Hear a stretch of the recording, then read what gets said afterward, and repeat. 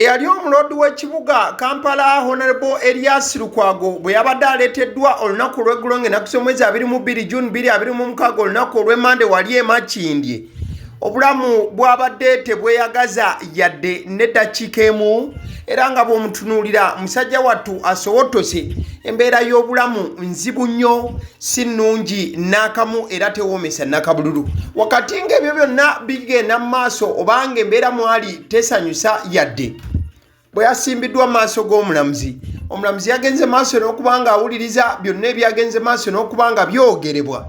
Oluvannyuma n'abagamba nti ku ssaawa 8 yabadde wakubanga awa ensala ye ku ngeri gy'agenda okuba nga awaamu Elias Lukwago bail oba obutagenda maaso nakubanga agimuwa bail ntegeeza okubeera nga amukkiriza okweyimirirwa.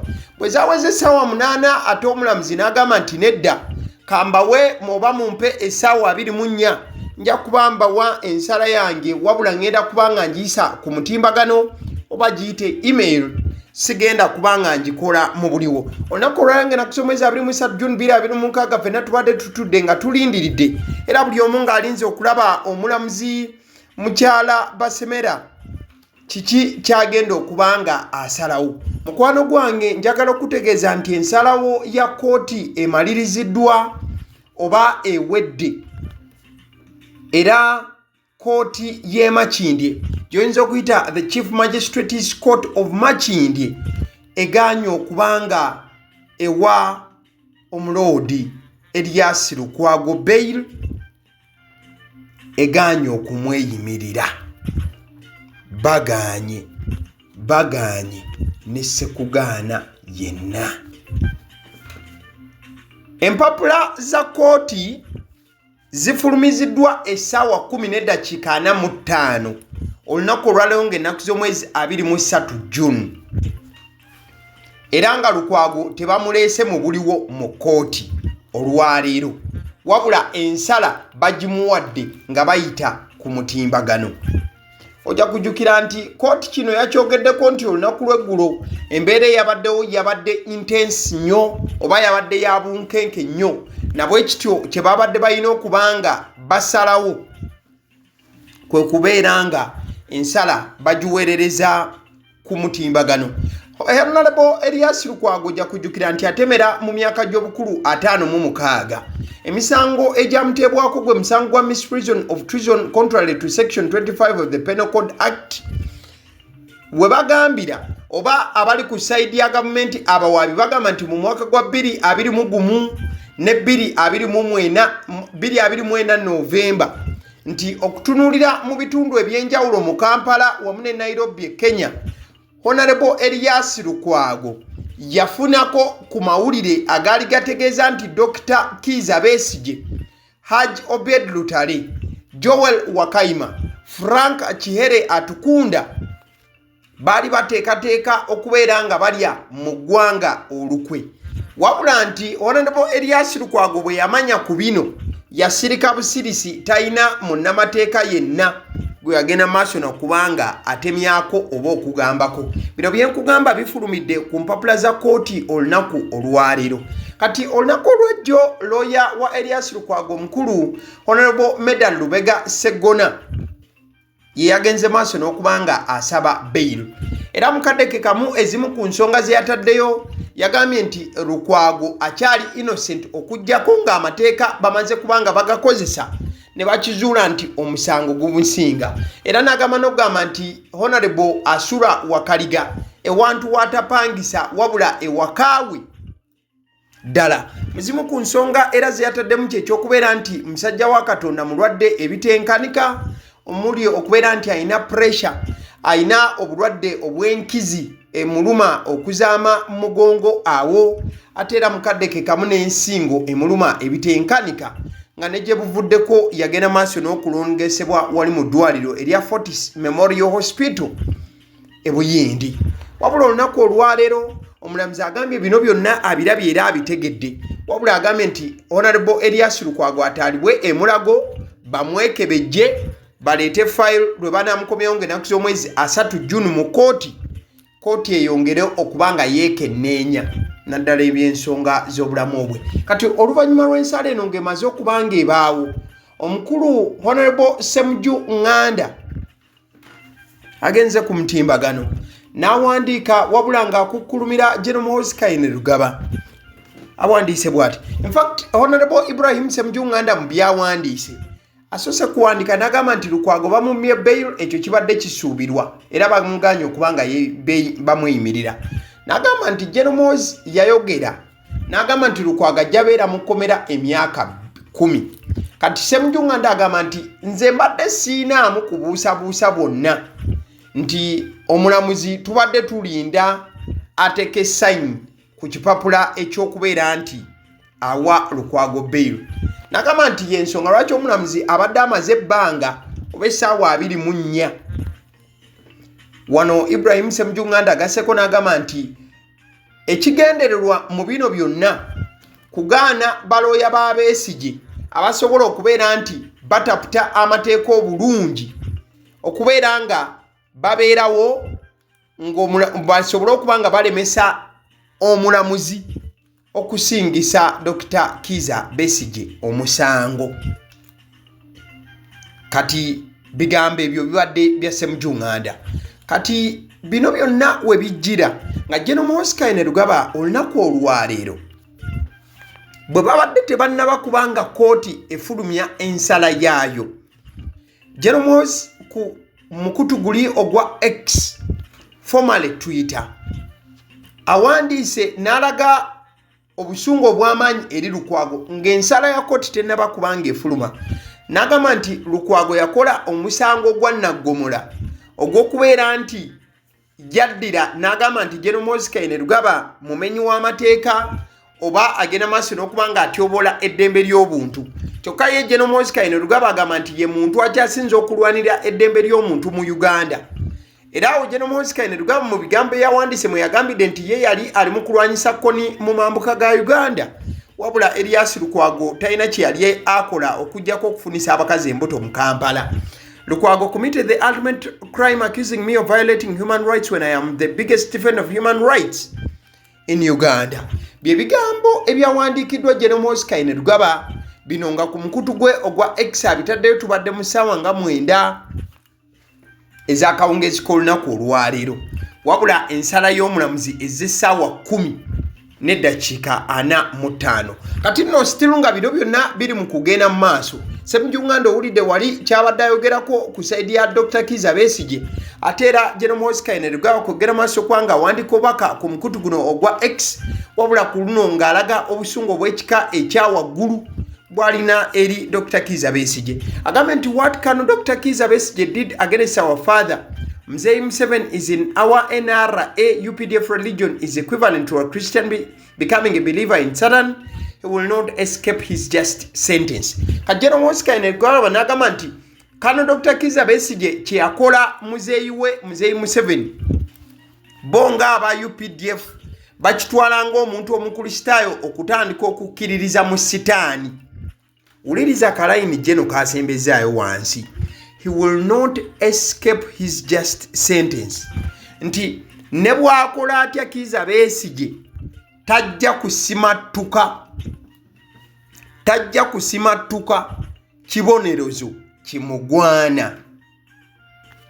Bigambo biwandikiddwa generali. Kati mukadde ke kamu waise eddakiika ntono nnyo n'awandiika Jeno n'agamba nti I respect Colonel Dr. Kizza Besigye for the things he did before he became a traitor. But we will tee him very soon. Nti mpa nnyo ekitiibwa Dr. Kizza Besigye ebintu bye yakola nga tannafuuka muli wankwe ne mu kiseera ekitali kyawala tugenda kumuteeka ku kalabba oba tujja kumutuga. Ebiwandiikiddwa akawungeezi k'olunaku olwalongera kusomeza 23 June 2026 ku mukutu gwa generali. Wabula ojja kujjukira nti omusango gukyagenda maaso n'okutojjera mu kooti. Semujju Nganda akugambye nti balawyers ababiri abaguyimiriddemu omu baamusibye omulala yaddiziddwayo e Kenya. omukyala amanyiddwa nga Martha Karua mukadde ke kamu General Muhoozi n'awandiika n'agamba nti guno gwe mulundi gwe ogugenda okusembayo y'okubeera ng'ayogera ku kano Dr. Kizza Besigye n'agamba nti oli kiwuka ekitakyalina makulu mu Uganda ya leero. Agambe, this is my last time talking about Kano Dr. Kizza Besigye. He is an insignificant insect in the Uganda of today. Geno ng'agamba nti omulundi gwe ogusembeddeyo ddala okubanga ayogera ku Dr. Kizza Besigye gwe gwa leero. Wabula ate n'emabega wali era alinako we yawandikira n'agamba nti kale leero lwenkomye okubanga njogera ku ki? Ku Dr. Kizza Besigye. But still bino byonna nga biri mu kugenda mu maaso ebya Honorable Joel Ssenyonyi twabadde tumanyi nti bikomye. Era nti General Muhoozi Kainerugaba yandibanga yabivuddemu. Mukwano gwange n'olunaku olwaleero azeemu n'akolayo post endala still eyekuusa ku kifo leader of opposition Joel Ssenyonyi kyalina mu parliament.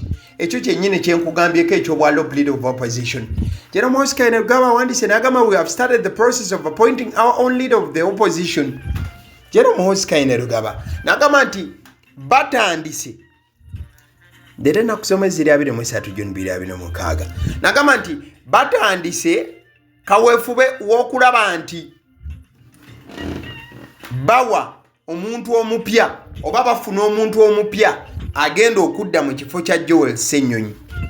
Mu video gye nsembezaayo nga sinnakola eno nkunnyonnyodde obuwaayiro bwonna obukuuma Joel Ssenyonyi oba obumuprotectinga okubeera nga ajjibwa mu kifo kye ekyobwa leader of opposition era nga it is very impossible okubeera nga ekifo ekyo akijjibwamu nga General Muhoozi Kainerugaba yakimugjamu. Kale kitegeeza buli omu at least ataddewo maaso kulindirira kulaba kanaaba kawaayiro ki bwe kinaaba nga kinaasoboka. Kati nno omukulu amanyiddwa nga Honorable Twala Fadil ono nga ye yaakaweebwa gye buvuddeko ekifo ekyokubeera Secretary General. Agame, nothing can stop your command and wise guidance, Supreme Leader, the new leader of the opposition. The new leader of the opposition shall come soon. Kati Secretary General w'ekibiina ki PLU General Muhoozi Kainerugaba kyakulembera omukulu amanyiddwa nga Honorable Twala Fadil ayanukudde General Muhoozi Kainerugaba n'amugamba nti tewali kigenda kuyimiriza biragiro byo ssebo n'ebiragiro byo ebijjudde amagezi agatenkanika. Tugenda kufuna loop omupya oba leader of opposition omupya ajja kujja mu bbanga eritali lyawala. Ekibuuzo kikyali kimu, ekintu ekyo kinaasoboka kitya?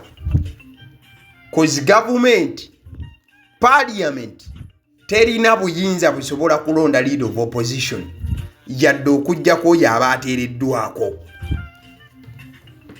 Bigambo kuba wali wa General Muhoozi Kainerugaba olunaku olwaleero. Kale nzikiriza nkutegeeze ku bannaffe aba Honeybites bagamba nti bo omulimu gwe bakola gwa kukolera byakulya eby'abaana abadda ku masomero.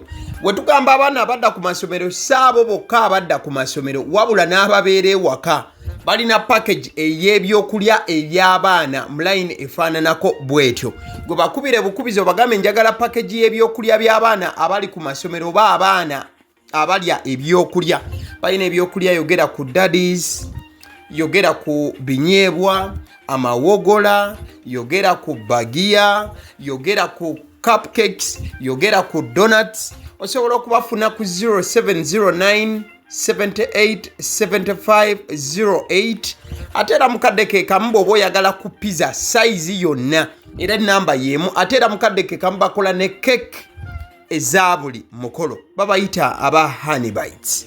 Njagala n'okutegeeza ku bannaffe aba Alson Painters UG, bano basiizi ba langi era nga balina obukugu mu kusiiga langi. era bamanyi ne langi ki egenda ku kizimbe kyo era mu ruumu ki. Tebasobola kuddira langi yandigenze mu kisenge ate ne bagisiiga mu ddiiro ey'omu dining ne bagisiiga mu kinaabiro. Nedda, Alson Painters UG omulimu gw'okusiiga langi bagukugukira ddala. Basiiga ebizimbe okuviira ddala ku ruumu emu paka ku makalina n'amakalina gwe bakubira ebukubizo bagambe nti Alson Painters UG namaliriza okuzimba ekizimbe kyange. In fact ne bw'oba olina ekizimbe nga kikadde nga olaba langi yakyo efaanana si bulungi, Alson Painters UG bazze kugonjoola ensonga eno. Bakubire ku 0705 1936 be bannaffe aba Alson Painters UG. Aba Sedi Omusunsuzi ly'erinnya eryange yenze aba Sedi Omusunsuzi. Yenze atuula emabega w'omuzindaalo buli lunaku era ly'eddoboozi ly'owuliriza ku mukutu guno aba Sedi Omusunsuzi ly'eddoboozi eryo era ng'omukutu kwoli gwe guno ogwagaliwo. Nagamba nti information yonna gy'olaba ku channel eno tetugattamu kintu kyonna ate tewali kye tutoolamu. Information nga bw'eba eyingiddewo ffe bwe tugikwata ne tugikuwa. Kati gwe omulabi n'osalawo ki eky'okukozesa information eyo. Kati ky'ogenda okukola mukwano gwange bw'oba omaliriza okulaba vidiyo eno, likinga, commentinga ki ky'olowooza, mukadde ke kamu subscribinga bw'oba nga omukutu guno oli mupya, ate era mukadde ke kamu sharingira mikwano gyo girabe vidiyo eno ate ne videos endala ku mukutu guno. Agaliwo YouTube channel, mwebale kutulaba.